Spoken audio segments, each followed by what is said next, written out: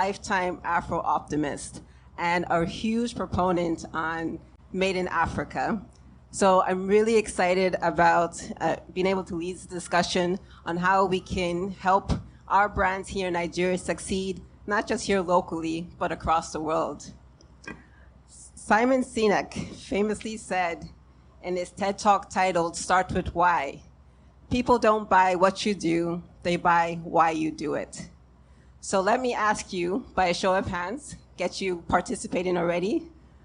I'm going to mention 5 brands and their brand slogans, and you just let me know by a show of hands whether you've heard of this brand, okay? All right, so I'll start off really easy. Nike, let's do it. All right, everybody has heard of, most people? I'm not seeing enough hands. No one's heard of Nike over here? Okay, all right. So let's do it is a brand slogan they've had since 1988. Probably before many of you have been born, they've had the same brand slogan. Number 2, Coca-Cola. Real magic. All right, so most people have heard of Coca-Cola. All right. Now let's take it closer to home. Safaricom. Okay, we have one here. One. Few. Safaricom. Largest telecommunications company in Kenya and East Africa. Keeping it on the East Coast, Ethiopian Airlines. All right, okay, they're not doing bad, good. And now really taking it locally, Femi handbags, designing dreams, one bag at a time. I hope I see hands everywhere, Femi handbags, great, good. So what this tells you is that to be successful in today's world, you have to have a brand that can cross not just your local borders, but can cross into the wider continent, across the world. So today we want to find out for each of you, how can you build your brand so it can be known just as much as Nike, Coca-Cola, Dangote, etc. Why not? Why not set our aspirations high? And my goal this evening is that each of us, and I say each of us, leave with one takeaway, one lesson that we can take to improve and make our brand successful, whether it's a corporate brand, whether it's your own business brand, or whether it could actually be a personal brand, because personal branding is also very important. All right, so we've already done introductions, so I think we can go right into the discussion. Sound good? All right, so let's move now to the speakers. And we have, as you heard, a wonderful mix of corporate and retail backgrounds. Some of you have already even started your own companies, had to build your own brands. So there's lots that we can learn from you. So I just wanted to set the stage a bit. We're coming out of a global pandemic, 2 or 3 years, and that was an interesting time for the world. It hit every sector. The retail sector wasn't excluded from that. And on top of that, we had social media coming in, so it made it very difficult for some brands to succeed in this new world. But there were definitely brands and breakthrough brands who did manage to survive. So the question starts to become, well, what did these brands do differently? Why did those succeed while others failed? But before we go to that, let's even start very basic around what is a brand. So Muyiwa, if I can set that question to you, what is actually a brand and how do you make your brand successful? Thank you very much. I'm pleased to be here to share ideas with you. I'm sure we can have as many definitions of brands as we have people here.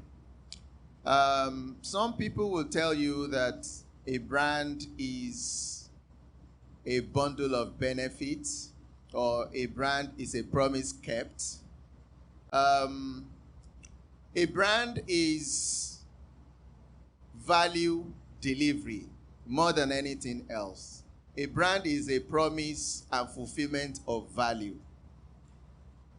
Any attempt to create a brand must have at its core the creation of value, the creation and consistent delivery of value.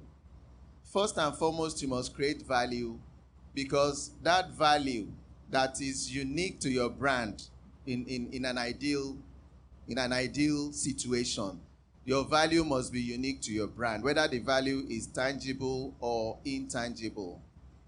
So a brand is a creation of value. It's a promise and fulfillment of value consistently, because that is what keeps the brand alive. Thank you. Okay, so value, a value add, and a bundle of benefits, promise kept. So Alessandra, if you could build on that, and so if it's about a value add, what defines a successful brand? What makes it valuable? I think brands are a mixture of the person's personal and what their view is of the world, their values, their missions, and their goals. And that is usually uniformly wrapped around a product. And it's really how they weave those values, missions, and goals into the product to allow that customer to connect and engage with their personal value, mission, and statement. So that's usually what brands like Chanel, brands like Louis Vuitton, they all have promises of heritage, history, status. So usually it's about delivering all of the experience of those visions and missions and values around every single product in a service as well, as kind of the vehicle for that product.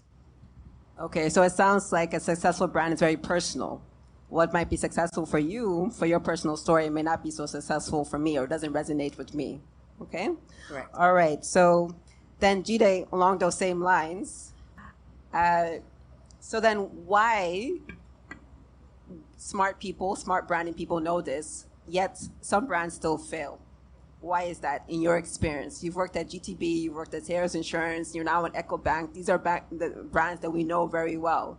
But I'm sure they probably made some mistakes along the way. So perhaps you can share some of those learnings with us.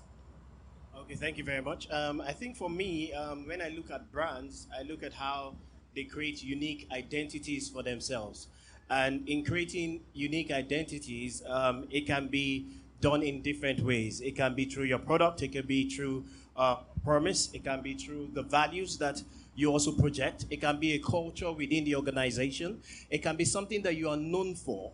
Also, it can be a set of perception where you are generally known for. So in the banks that I've worked and in the places that I've worked, one of the things that we've tried to do is how do we create a perception, and that perception is what creates the identity for us. So for instance, you can see a bank and say this is a retail bank. Why? Because they created a perception of a retail bank. Now you can see another bank and say this is a corporate bank or a corporate financial institution. Some you will say it's more of private banking, or some you will say is an investment bank. Now, these are different ways to identify a set of companies in a particular industry. So for you to stand out and to be unique as a brand, I think it's important for you to sit down and think about it. How do I want to be identified? And how do I want to stand out to be unique? Because that uniqueness is what will differentiate you. So most brands that are successful today, they've created a differentiating factor, and that differentiating factor is what has created a unique identity for them. And it's important for you to build your brand, whether it's a personal brand or a corporate brand. What is that thing that I want to be known for? And when people think about me, what do I want to resonate with them? And sometimes it can also be an emotional connection, all right? Brands also create emotional connections with their target audience in a way where they're able to trap them. All right, and that emotional connection, even when you have many options, because there's an emotional connection, that brand becomes your preferred option, basically. So that's how, I mean, some of the ways that you can create a unique brand and some of the ways that brands actually try. Thank you. Okay, thank you, Jide. I still want to stay on this question because I'm hearing a lot around how brands can succeed, but many brands don't. So let's learn from their failures or their mistakes. Let's not call them failures. Let's learn from their mistakes. And I open this, if someone wants to jump in, why don't these brands, the one or two that you can think of, you don't have to name their names, why haven't they succeeded? Have they not been able to connect? Have they not had a unique selling proposition? Why, in your opinion? Okay, I'll just quickly say something. Jack of all trades, master of none. If you're trying to be everything, but you're not known for something, you stand the chance to actually lose your target audience. Especially, you've seen some brands that you don't know what they stand for. All right, and that's very important in terms of what one of the speakers has said. What is the value that you project? If you don't have a set of values that people can associate with, then you stand a chance to actually be a brand that is failing. Okay. Alessandra, you wanted to add to that? Just building on what Jide said and what my other colleagues are saying as well in terms of value and creating identity. Intrinsic identity is crucial to the success of a brand. And as I said, once you build those pillars of like your vision, your values, and your goals are for that brand, and you start to wrap it around a product, what happens is that, so COVID, for example, as you said, it radically changed the way that everybody lived. We're still feeling the effects psychologically, emotionally today of what happened with COVID. And so when everybody came out of their cages and their homes, there was this massive growth spurt economically because everybody started to spend because they wanted to live. And so there were a lot of brands that we invested in again to feel secure. So brands that we trust create security, as you said, and it creates an emotional connection. In terms of failure, what brands then do wrong is, in an age of digital and social media, where trends are happening very, very quickly and very rapidly,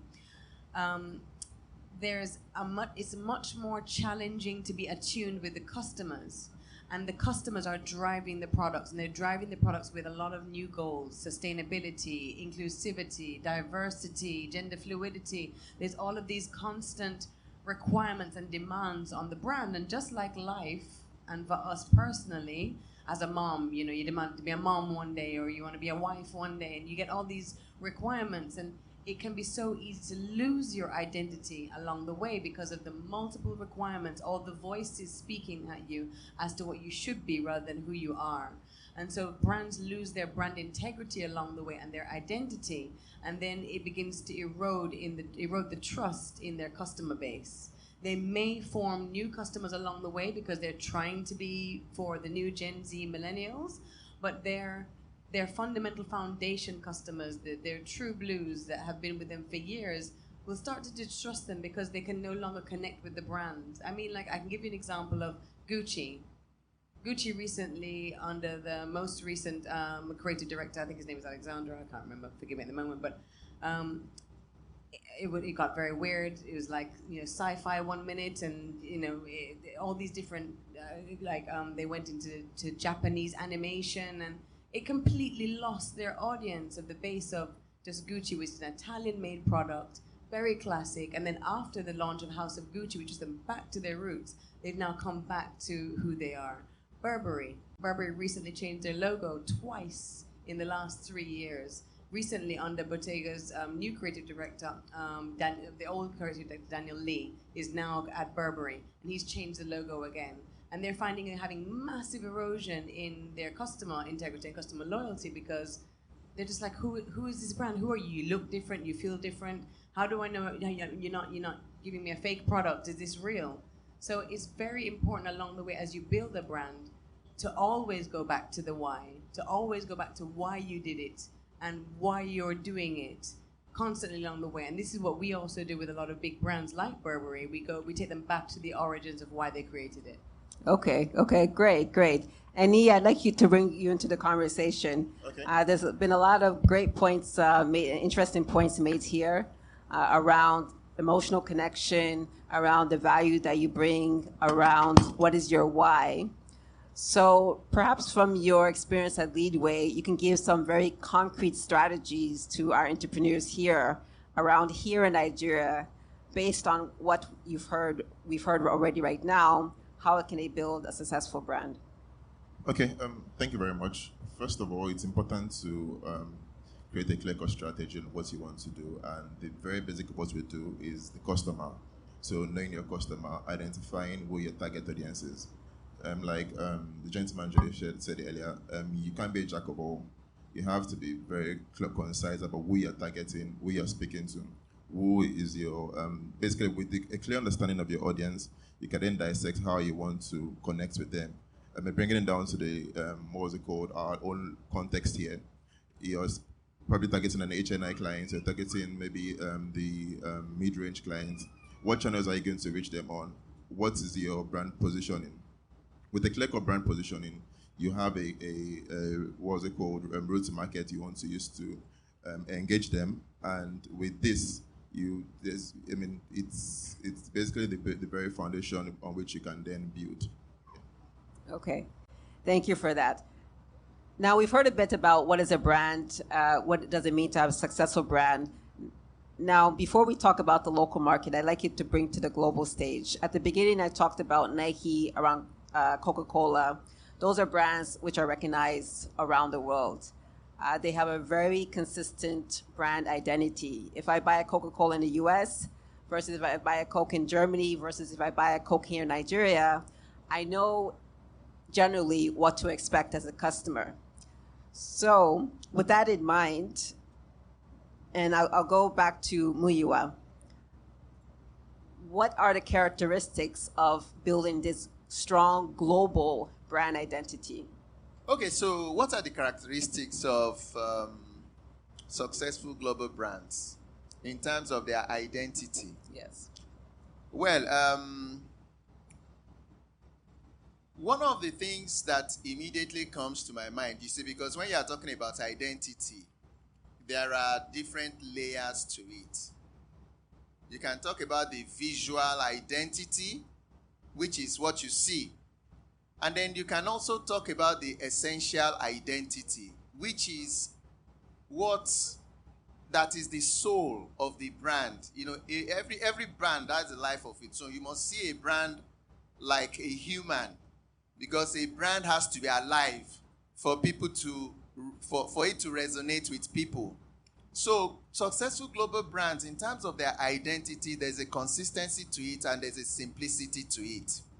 Simplicity because you want a brand that reaches a cross-section of people. People have their differences, cultural differences, idea differences, ethnic, racial differences, and all kinds of differences. But at the same time, you want a brand that stands for something consistent in the minds of all these different people. What that means is that you must be very simple and single-minded in terms of defining what your brand stands for. In terms of designing what your brand looks like, please note the difference. Defining what your brand stands for and designing what the brand looks like. Okay? Each of those two values must be simple and consistent. You cannot stand for different things at different times. There's another layer of it where you have to be adaptive, because as things change, you have to adapt so that you can sustain the brand. But one thing that is consistent with successful branding is simplicity and single-mindedness. You cannot say today you are black, tomorrow you are blue, or today you are strong, tomorrow you are weak. You have to be consistent about what you stand for, and you have to be consistent about what you look like.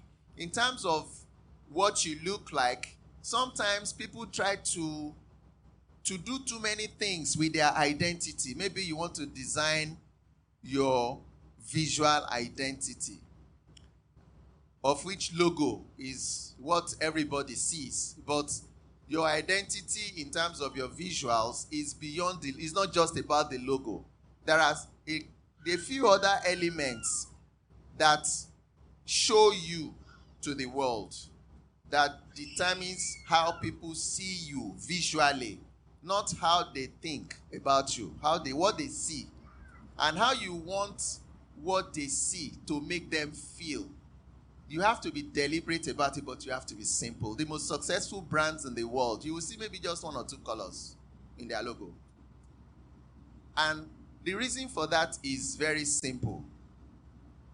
Because as you go across different platforms, as your identity in terms of your logo and your colors now, as it is represented on different platforms in different ways whether it is online, whether it is offline, below the line, everywhere, it has to be consistent.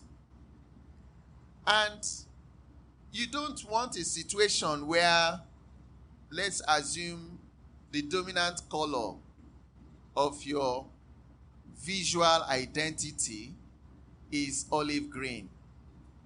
But when I see your corporate gift, I'm seeing army green. When I see your gift bag, I'm seeing another shade of green. And designers who are specialists in color, they will tell you that there are 100 shades of green. Okay? You can have 100 shades of any color. So, how do you now ensure that your identity is consistent? You must have at the back of your mind simplicity, and you must be specific. You may have 100 shades of green, but each one is color coded. So simplicity. You know, it's simplicity. Okay, so thank you. So simplicity and consistency. That's what I heard from you. So let's move to you, Jide. Simplicity and consistency. Ecobank started as a bank here in West Africa with the premise to become an African bank for Africans. And now it's in 35 countries in sub-Saharan Africa. How did you build on this idea of simplicity, of consistency for the customer experience from country to country across Africa? Okay, so for me, what I tell people is that as much as you concentrate on your visual identity, you must also think about that thing that you're very good at. And that thing that no matter who else is in that industry, there's something that is unique to you and no other person can share that identity with you. So if you look around, even when you look at telcos, they're selling almost the same thing. All right? There's almost no difference between what one telco is selling from the other. But why would one be bigger than the other? In Nigeria, if you look at banks, they're selling the same thing. All right? CBN issues a policy today, everybody jumps at it. Everybody is doing interest rates at a particular amount. Everybody is selling every type of product. Everybody has a bank app. So what is that differentiating factor from one orange bank to a blue bank to a red bank? All right? It's just as simple as it is. What am I good at doing that no other person, no matter how much you try, you cannot beat me at it? Now, for us at Ecobank, it's very simple. It's a Pan-African bank. All right. Now, if you go outside Nigeria, once you get into Ghana, you go into Kenya, get into Cote d'Ivoire, you see Ecobank almost all over the place. It's the fact that, you know what, we're connected with you wherever you are in Africa. We have the largest footprint for any financial institution in Africa. And what does that tell you? For us, it's about how can we connect every individual in Africa together within a single market. So we don't have two different apps. We have one app. We don't have two different platforms. We have one platform. And that's our uniqueness. That's what makes us different. And that's what we're good at. The fact that we connect everyone in Africa on one platform. So it's just one channel, one switch, and you're connected.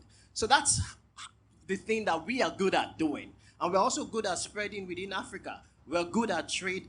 We're good at investment in Africa. So whatever you want to do in Africa as an SME, as an entrepreneur, as a corporate business, Ecobank will probably be your bank of choice, all right? But there are some other banks that, you know what, their terrain is Nigeria. Whatever you want to do in Nigeria, where you're thinking about a cool bank, a retail bank, where I just want to feel like, you know what, when I need to use my app, when I need to use my card, when I need to just go into a banking hall, do you understand? I just want to feel like I belong to a place where their systems and their vibe is cool.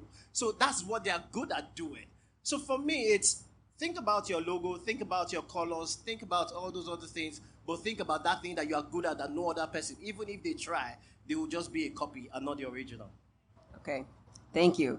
So I hope we're getting our lessons from that one lesson that takeaway you want to take from this. I'm hearing simplicity, I'm hearing uniqueness, I'm hearing consistency, value add, know who you are, know your why.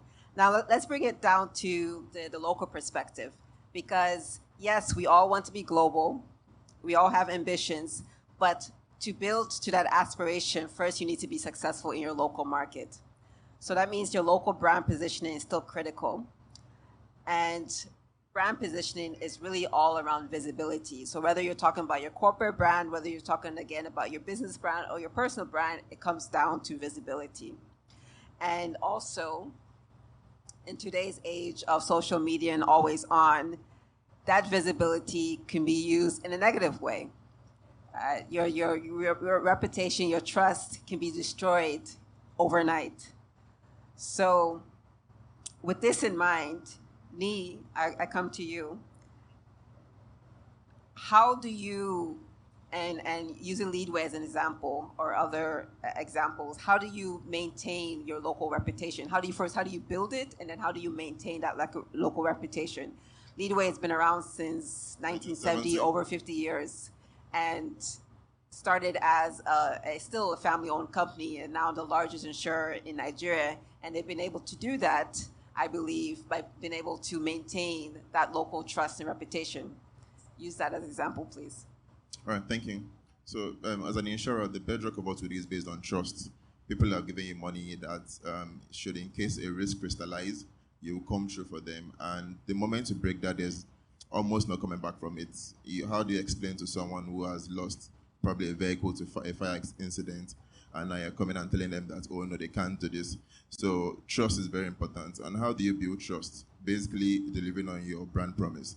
So yes, it's one thing to communicate something. I'm the highest claims paying company in the industry, but when when it matters the most, do you come true to your clients? And for bringing it down to this context, it's in terms of what's it called, the quality of what the brands do. Does it live up to expectation? It's something to say, oh, I have probably the best leather shoes, and do you actually live up to that claim you make? So that's very critical for us. Trust, you do not want to break that trust at all. Ensure that your brand promise is delivered, and with that, you are assured of loyal customers. You're able to turn them from customers, or what they call prospects, to not just your customers, but also to your strong brand advocates. So that's extremely strong. And also for us, yes, we have to understand that there's no way you would almost evade issues arising. But you can't play the ostrich and just hide it and just assume it will go away. No, you have to face it heads on. So yes, we have issues that arise, we take it on, and in fact, we turn these issues from not just issues to testimonials, just for people to know that yes, indeed this happened, and you can see that it was resolved, and we ensure that at least we see it to a logical conclusion, which also takes me to the customer experience side of things. You have to ensure that at every touch point, you are able to assure your customers of ease of transaction. There's no unnecessary layers in reaching you or transacting with you. So you have to ensure that all your touch points are very easy, and your customer experience that your clients go through is top notch. With that, you are sure that your reputation is intact and it's at peace, for lack of a better word. Thank you, Niyi. So you have to have back to simplicity. You have to have a simple process, and at each touch point with the customer should be very easy for the customer. And if there are issues, there are always issues, confront them immediately. But how do you get to that point? And Alessandra, I'll come to you. You started We Are Coco in 2016, and I would imagine that you didn't have a lot of money to throw at visibility and marketing and communications. So, and many of our entrepreneurs are probably in a similar boat. How do you build that visibility in a cost-effective manner when you don't have all the funds that a large corporate might have at play? Okay, perfect. It's a really interesting question. So I worked in public relations for a really long time before, which is obviously communications. It's about visibility. So I worked corporate side in the Middle East for a number of years, and I went back to London, and I was working in my normal PR job. And I decided one day just to walk away from that job, and I had 1 month's salary in the bank. And I said, okay, God, You say you're a provider. I said, okay, provide. And then I started building this business, and the idea of the business changed radically from the beginning. But in the first month, I doubled my salary. In the second month, I tripled my salary. And by the fourth month, I multiplied again. And ever since, I've never lacked. I think if you're going to do anything in this world, it requires faith. Faith is the biggest seed that you need to be able to create something. And the second thing is a vision. Once you have a vision to run towards, and you know where you're going. I think when it comes down to gaining visibility for yourself, and when you engage with your customer, or when you engage with who your target audience is, a lot of it is going to be about how they interact with you. And even if you're creating a product that is outside of yourself, then it's still a representation of yourself. So if you create something and it does not fully and wholly represent you, don't put it out to the world. Because that's a big part of your reputation that you're putting out to the world, is you produce something and it must have excellence. It must be created with a level of excellence that defines who you are, because that's what the world is going to see, whether it's your personal brand or whether it is a product. And the second thing is engaging with your customer and creating trust. That's very important. But making sure that your customer feels that you are building trust with them. And as my colleague said, once there's an erosion of trust, that's very hard to get back. So I personally, when I'm consulting with any company, big or small, I'm always in the picture. Even if I have a massive team, I still approach it from the perspective of I want to be personally involved. But I've seen the growth in my company because I apply that faith and that vision to every single aspect of what I do within creating my brand. And then I try to approach it with one key ingredient, which is important to me, because as I said, when you're creating visions and values, etc., you have to, I would always advise a brand, don't say, I want to be the most sustainable brand in the world, and then you order things on Amazon or from Shein. You're not sustainable. You don't really believe. Make sure you believe in your values, because they really reflect who you are. My company values, for me, are really very much who I am. I approach service with love, and I love on every single one of my clients in a very personal way, which can be hard to detach from, but it's who I am, and I believe in it, so I'll always make sure that's true.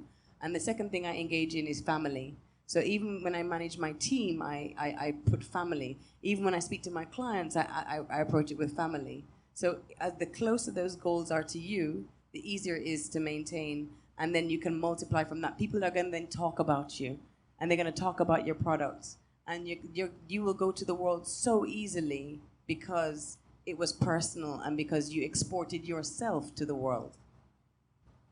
Okay, so perhaps I can say it's having a vision that is more about the money, the profit angle, more around a purpose around your company, and building on that purpose and pushing that and put your personal touch in it to push it out into the world, into the market. Yeah, because when it's personal to you, you will work day and night. If it's not personal to you, you won't, and then that's where growth comes from. It's because any brand that has done well, you look at Bill Gates, or you look at, it was personal to them, and they didn't care about whether the world believed in what they were doing or not. They just kept doing it because it was personal to them, and then it blew up. So as long as it's personal to you, you're going to sacrifice anything to make it successful, and that must have rewards. Okay, thank you, Alessandra. Muyiwa, so it can be personal to you. You can have faith, you can have vision, but you're still competing in a global market. So we're here in Nigeria. We're competing against local competitors. We're competing against global competitors. How do we resolve that competition? How do we come out, I don't want to say on top, but how do we push past all the competitors, both locally, both globally, to get our brand, our purpose, our personal touch out there into the market as we're coming in new? Okay, so this is particularly about those coming in new, startups. Yes, startups, exactly. Okay, so it has to do with creating a competitive advantage for yourself, or a core value proposition. Okay? Now, your value proposition has to do with what you are creating that is unique to you. You ask yourself 3 questions when you are creating either a new product or a new business or a new company, a new brand. Your unique value offering, is it unique to you?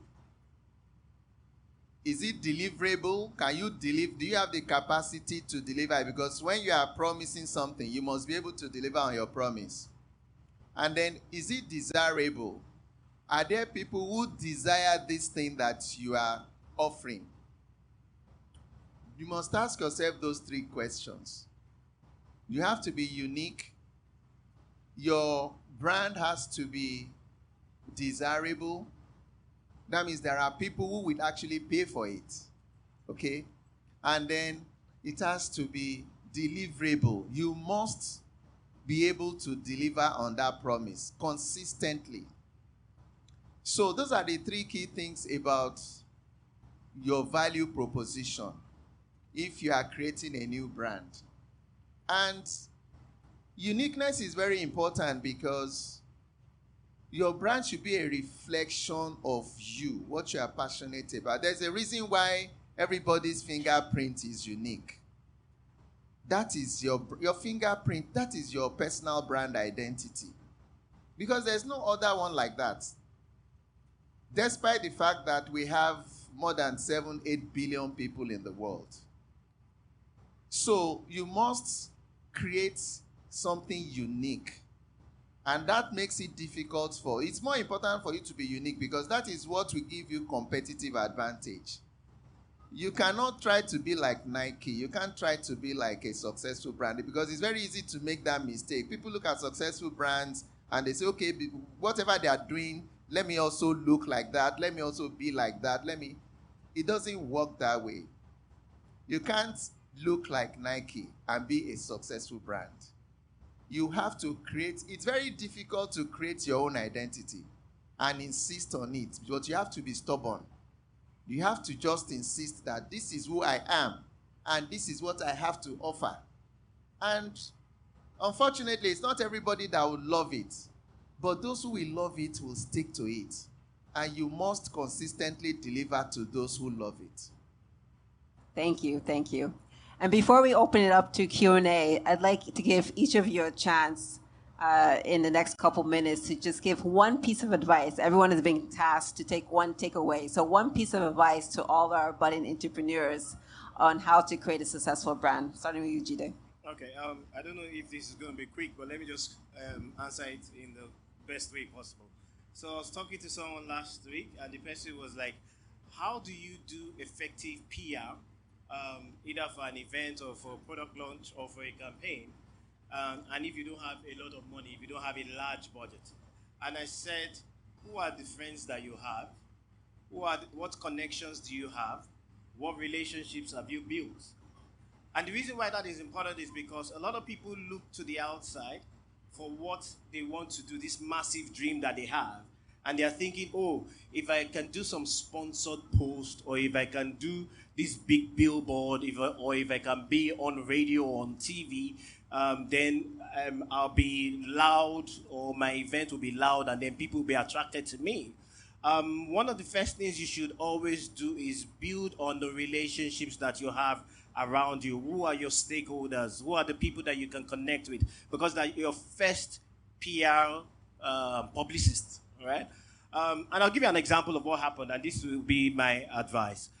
We had an event last weekend, and this was the second edition of the event. And last year, one of the things we thought about was, if we don't want to spend too much money because we're just testing the waters, how do we ensure that a lot of people know about it, and how do we ensure that it's successful? So we said we're not going to do it on a Saturday and on a Sunday. We're going to do it on a Friday, a Saturday, and a Sunday. The reason why Friday is important is because you have staff within that building. You have 1,000 people in that building. That's 1,000 people that will post pictures of what you're doing. So we had it last year, and it was kind of successful.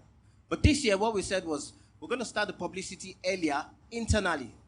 So we're going to tell people to wear Adire. We're going to tell people that we're going to do competitions around Adewumi. We're going to tell people to post. We're talking to the staff. We've not even started any billboard, no radio, none of that. We didn't even do any radio publicity. And you have 1,000 people, 1,000 audience. So we got everyone to wear Adewumi a week before the event. And so everywhere, people were talking about it. So we had really nice booths where people could take pictures. And from the week prior to the event, people were already talking about it. But on that Friday, we're trending in Nigeria, number 2. Why? Because you have 1,000 people. Now, secondly, we looked at the exhibitors, and what did we tell them? We said if each exhibitor, we had about 60 exhibitors, we said if each exhibitor will do sponsored posts, all right, and each exhibitor will bring 50 to 100 people, multiply that by the number of people that will come, and that's your potential customers. So it was easy PR. I didn't need to spend a lot of money. Do you get? So my advice to you is this. For you to do effective PR without spending so much money, think about the people around you. Who are your stakeholders? Who are your audience? Who are the people that you have around you? And who are the people that will help you to push your publicity? Those are your quick wins. Those are your low-hanging fruits. It'll help you for your PR. Thank you. Thank you, Jide. Muyiwa. Okay. Muyiwa, sorry. Take away. I'm going to put it, I'll sum it up in 4 letters that everybody can remember. VVIP. Okay? V for vision. Picture where you want to be. Picture the future. For example, if you are creating leather accessories, you may want to tell yourself that, okay, maybe in the next 10 years or 15 years or whenever, I want somebody to walk into the duty-free at Dubai International Airport and my brand is there. That is vision. The second V is value. Create value. Ask yourself, would I pay for this thing I'm doing? The third one is identity. Have a unique identity. Create a unique identity for your brand. And the last one is promotion. You can never over-promote your brand. That is why I'm wearing a Turtle Title t-shirt here today, because Turtle Title is my brand. Thank you. Thank you. VVIP. VVIP. Alessandra? I think 2 key things. A lot of brands fail because of poor financial planning. So when you're creating a product, start with 1 product. Don't start eating 15 products and you've not tested 1 product, but invest really well in the design of 1 good product that represents exactly what I said, your identity. That's number 1. Number 2, identity. Don't despise what is in your backyard. So one of the big conversation pieces that we've been having at the masterclass that was on Thursday, was about the wealth of techniques, talents, skills that exist in your own community, in your own cultures. A lot of these things are being discarded so that you have generations of our grandmas and great-grandmas that have these techniques of weaving and sewing and leather binding and treatments and skills that are not seen. And if we don't use them and brand it into our identity, then some big brand is going to come and do it for us. So identity, if that is your identity, you have to understand that that is so valuable and it's so rich and it's something that you know really well better than anybody else, and only you could and should represent it. So own your culture. That's a massive piece of your identity. Don't look at Louis Vuitton or Burberry, or you can't be European. Don't be intrinsically who you are. So go into your backyards, your local markets. Look at the man on the side of the street who's doing basket weaving. Look at all these techniques and reinvent them into products. That is going to have the most value to customers globally, actually, in terms of why brands fail or succeed. So that is going to have the most value. But as I said, in terms of why brands fail, poor financial planning. So make sure you're not overspending, be very fiscally responsible, and then start to scale, but price your product very well as well so that you're making enough profit margin to be able to scale your business and grow so that you can keep filtering your money back into the business? Thank you, Alessandra. Niyi, one more? All right, I think I'll take from the angle of having a concise plan and staying on course. Like you mentioned earlier, it is very difficult, certainly, building a brand. So you need to have a very, very solid plan, which you believe in, and not just you yourself, your staff, for example. Each and every member of staff should also believe in that vision and dream. And stay on course. There are distractions along the way. For example, we're here today supporting this initiative. We didn't just decide yesterday or last week. It's part of our strategy to associate with such platforms. So we had decided that early in the year, it was part of our annual plan already. So as a brand, you need to have that's your plan, what you want to do at every point in time. This can help you avoid what they call the shiny object syndrome. Basically, trying to about everything you see, let's try this. At the end of the day, you figure out that you've actually achieved nothing. So it's important to have a very solid plan and stay on course. It is certainly difficult, but it's rewarding at the end. Thank you. Thank you, Niyi. So you heard it. Your 4 pieces of advice. Leverage your personal circle, VVIP, vision, value, identity, and promotion. Know your identity and stay on course. So with that, let's open it up to you, the audience, for questions.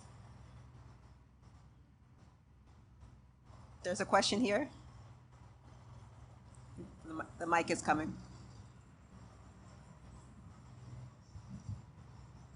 Yeah, good evening. Thank you for the insights, really valuable ones. So it's not a question, it's a contribution. So I love the conversation about prints that Mr. Niyi brought in, Mr. Muyiwa rather. So our brand is our print. So whatever you are selling, whether it is a product, whether it is a service, there should be a print. So a lot of MSMEs today, we focus more on, we just want to sell, we just want to make profit. We do not create an identity, we do not create a representation. What does your brand stand for, really? So I love the idea of print. So wherever you go, even in your visuals, it is expressed in it. In your customer service, your print is there. In your product is there. In your service is there. In your events, in your PR, it's there. So yeah, it's a very, very beautiful. So I think if the more we imagine our brand as a print, the better it is for us. So we can easily carve a niche, because we can easily get lost in the ocean. It's a very large ocean, so if we are not careful, you can just get lost in it, and you won't be able to find yourself. So thank you. Thank you for that contribution.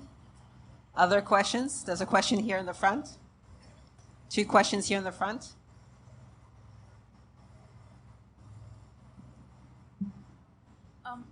My question goes like this. I'm going to use myself as a case study.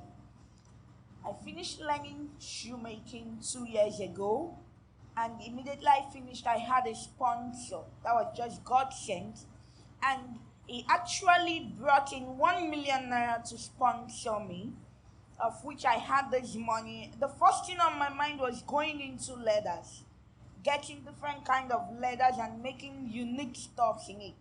But I failed at a particular point, which is getting those leathers and not having any unique style to use them for. And those leathers have been packed pretty well in the house. So I want to ask, for such a failure, where do I start from and what do I do in order to grow perfect? Who would like to take the question? Okay, I can go at it. First of all, you need to identify your audience. Who do you actually want to sell to?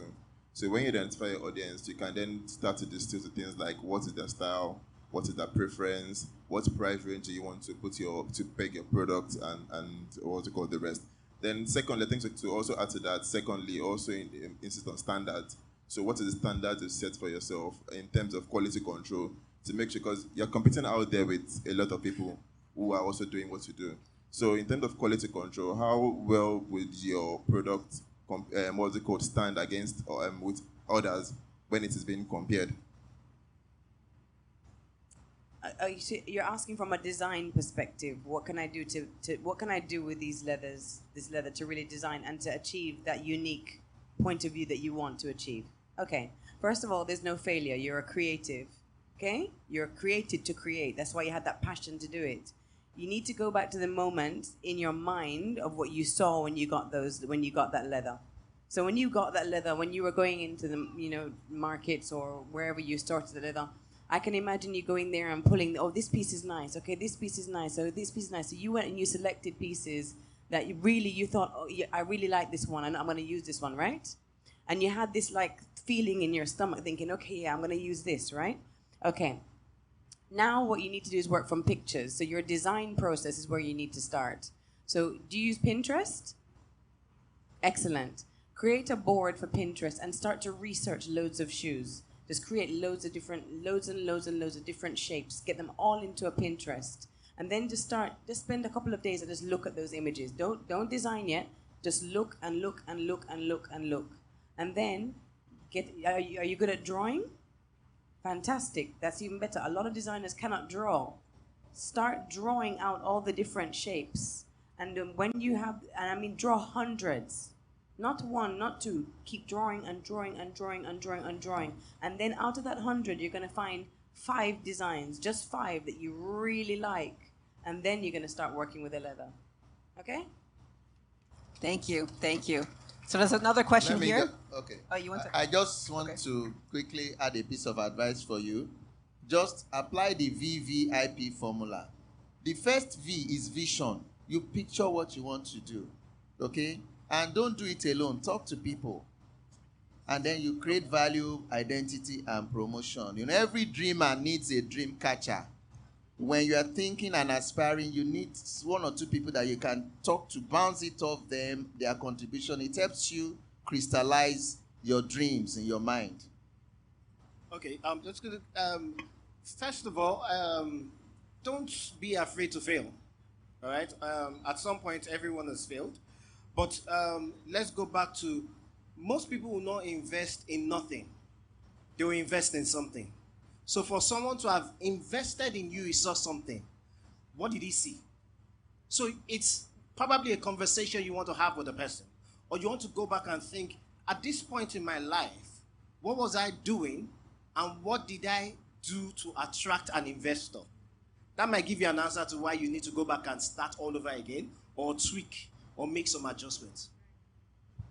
Okay, so great. You have feedback from everyone on stage. Let's take this question here.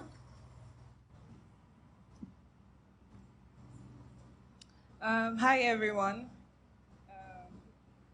My question is, after bad publicity in the digital age, is a brand bound to fail? If not, how do you pick up from bad publicity?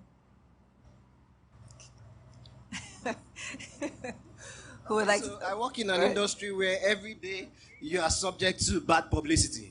And let me even tell you how bad it is. When you do a nice post on your social media, the first thing you see is, pay me back my money. So every day we deal with it, okay? But you see, you can't stop because of bad publicity. What you need to do is make sure that you are giving more value. Make sure you are doing better things. Make sure that you are more of the positives are out than the negatives. And I'll tell you something. Let me give a quick example. How many people remember the days of killer noodles? Oh, you guys never heard about killer noodles. Okay, there was one time there was publicity about killer noodles and all of that stuff. But people still kept eating noodles. You know why? Because noodles are already entrenched in the minds of people, all right, or Indomie, are entrenched in the minds of people, especially children, that you know what, we are the best, we are nice for children. That yes, we might have made some errors, but you know, we own up to it, we are sorry, but you can't give up on us. And I said something about an emotional connection. There are some banks today, you cry and shout and scream, this bank is useless, this bank, look, give me my money, give me this, everything. But you don't want to leave them. At least it's one of your options. All right? Why? Because you're like, no matter how bad this bank is, at least, sometimes they try. Do you understand? So one of the things you need to do as a brand, you are going to get negative publicity once in a while, all right? And sometimes it will be consistent. But make sure that you are putting out more positive than you are getting the negative. That will help you to be to stay afloat. All right. One more. Alessandra, you like to add? So just super quick. I'm going to be slightly controversial here, okay? Who knows Trump? Who knows Kanye West? Okay. Bad PR and good PR are relatively the same. They still get you attention. So it's how you convert that negative attention into something that you can utilize to push your brand. Adidas, I think it's Adidas that recently separated a $3 billion connection between Kanye West and the Yeezy sneakers. I think it's Adidas, isn't it? Yeah. Okay. Great. And then, but that's $3 billion. But they're still using. They realize, okay, he's not trendy anymore. But let's use the relationship that we have with him, and let's put out that we're breaking our ties with him, and we're going to break ties with him because, you know, even though it's $3 billion. But even that was used to gain Adidas publicity. Do you understand?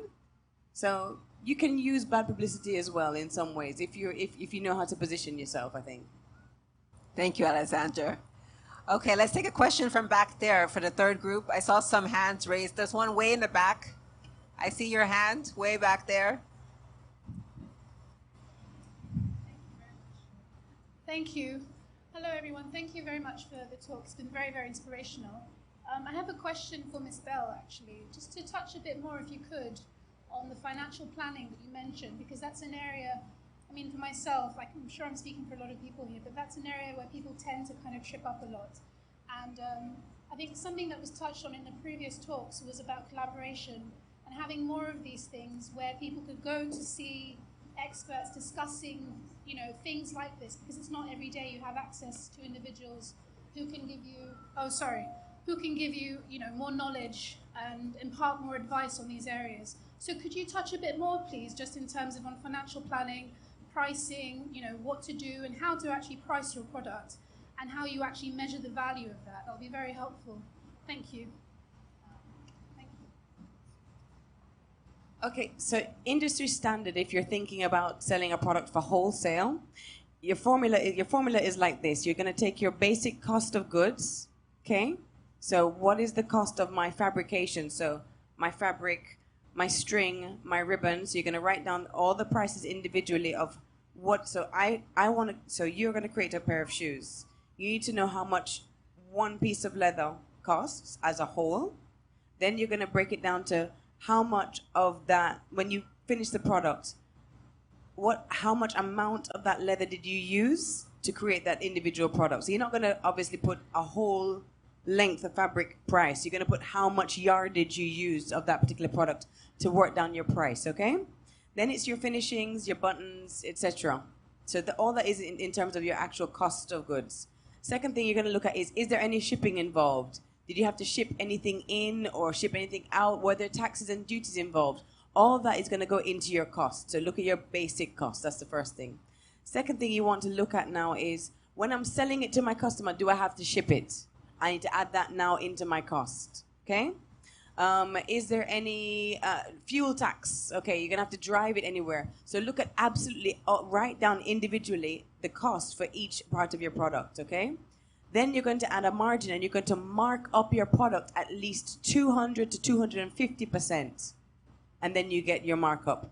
Now, this is what you should be selling. That's how much you should be valuing your products at. Don't just be like, okay, it cost me $10. I'm going to sell it for $20. You've only made $10 profit, and then you're having to wonder why you're making 50 shoes to make a living. You mark it up 250%. And the reason you do that is because even for your local audience is going to haggle with you. And they're going to want a % off. And hey, you're my friend. You can give me a discount. But you've already built it into the margin, so you're okay to give them a discount. If you're selling to an international retailer, they're going to beat you back on price as well. But you built it into the margin, so you're prepared for them. And you can look really nice because you're like, I'll give you 10%. But you know that you're still making 240%. Understand?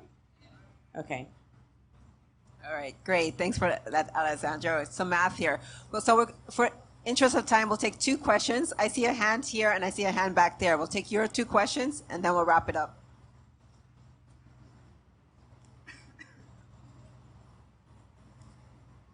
Keep your hands up. These 2, keep your hands up. These 2. All right, thank you. Thank you, the speakers. We appreciate. Talking about what he said, Toto Theodore, jack of all trade, doing a lot of things at the same time. We're in Nigeria and the system tells us to have multiple streams of income, right? Could that be the same as jack of all trade? Because I, for one, I hawked shoes while I was in college. And in college, I was an MC, a stand-up comedian. I go for events. And people see me like, you hawk shoe MC, why? It's because I like shoes. It's not because I'm hungry. I go to buy them from young guys making them at Agege. And I fell in love with the whole craft and all that.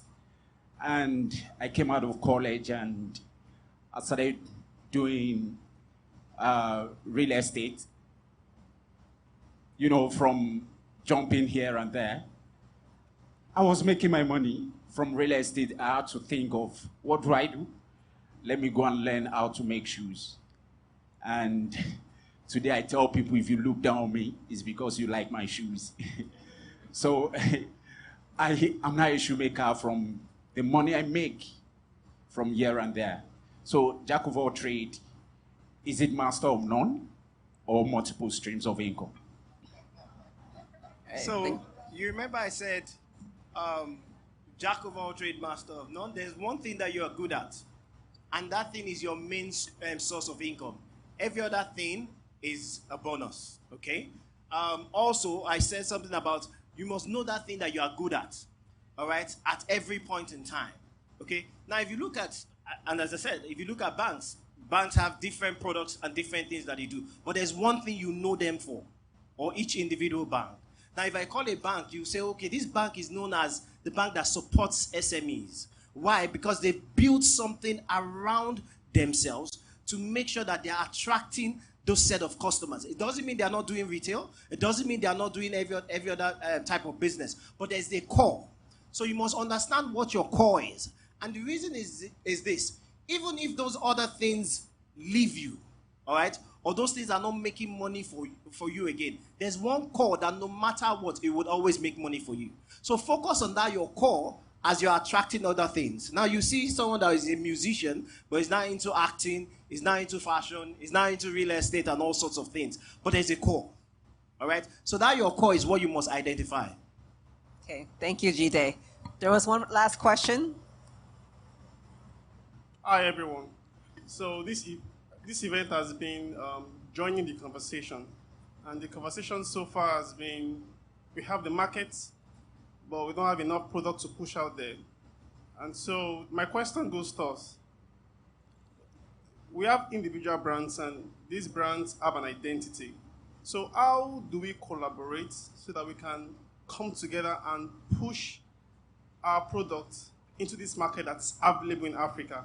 Because as you guys have said, everybody has an identity. And so how do two brands that have an identity come together to push that product or whatever service they have into the market that's available? Okay, thank you. Muyiwa, could you take that one? Hello. Yeah. Collaboration. There are many ways to look at it. For example, you as one person, if you want to access a facility at Bank of Industry, you may struggle in terms of meeting the requirements. But if you team up with 2, 3 other people and leverage your collective strengths, that gives you an advantage. And having 2, 3, 4 different brands under one umbrella is not a problem, because you are not coming together to create a monolithic brand. A monolithic brand is different products carrying the same name and identity. You can have a house of brands where you have different products under one umbrella, but each product has a life of its own.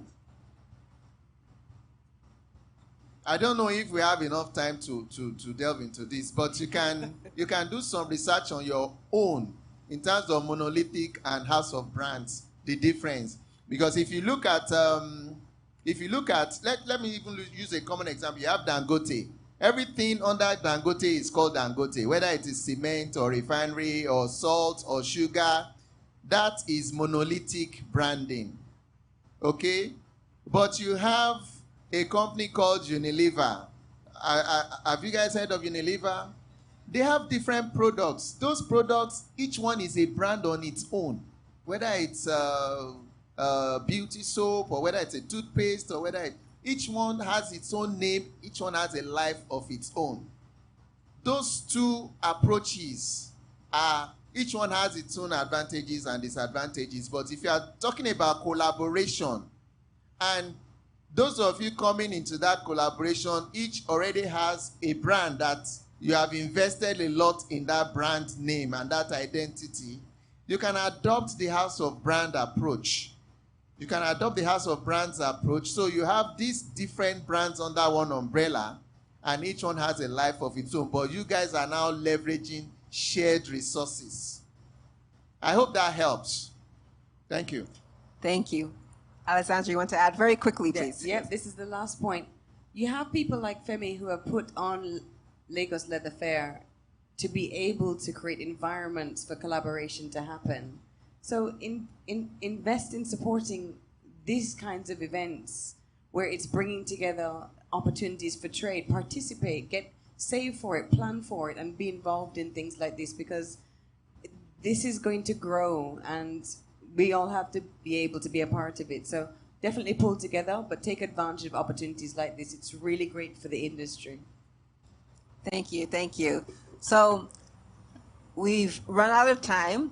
For the sake of some of the additional questions, we did allow some flexibility. Thank you to the organizers for that. Remember, at the beginning of the session, I gave you one homework, which is to have one takeaway, one lesson. I hope everyone has their one lesson from the great, interesting discussion we had today. My own is VVIP. I like those acronyms. And I think that quite summed up many of the messages we heard around vision, around value, around identity, around product. So thank you. Thank you to the speakers. Please give them a big round of applause for the discussion today. And thank you to the audience. It's been my pleasure.